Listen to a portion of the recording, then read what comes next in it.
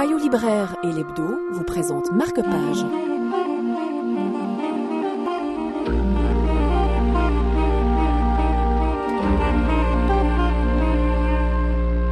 Pierre Juel est ingénieur à l'École nationale supérieure du pétrole. Et quand il parle de nos ressources pétrolifères, il sait de quoi il parle.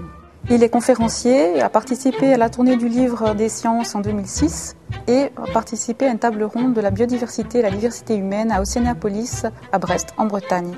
Un juste retour des sources, puisque ces ouvrages ont été faits conjointement par Ifremer sur l'acoustique sous-marine dans le domaine de la recherche pétrolière. En novembre 1861, le brick Elizabeth Watts quitte Philadelphie pour effectuer la traversée de l'Atlantique afin de livrer à Londres pour la première fois des fûts remplis de pétrole de Pennsylvanie.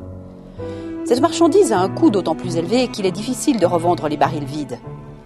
8 ans plus tard, le Charles est le premier voilier équipé de citernes. Celles-ci sont au nombre de 59, donc de dimension très réduite.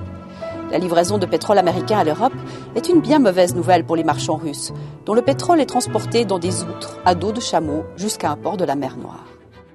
On regarde l'actualité en Afrique du Nord avec la Libye et au Moyen-Orient, ainsi qu'à la remise en question de nos ressources en pétrole, je me suis intéressée à cette énergie dite fossile. Pour moi, dans ma jeunesse, elle était inépuisable. Elle venait essentiellement des États-Unis et de l'Arabie saoudite. Pour l'instant, je me suis interrogée et j'ai remarqué que les États-Unis sont dépendants entièrement, presque à 60% de leur importation de l'Asie et de la Russie.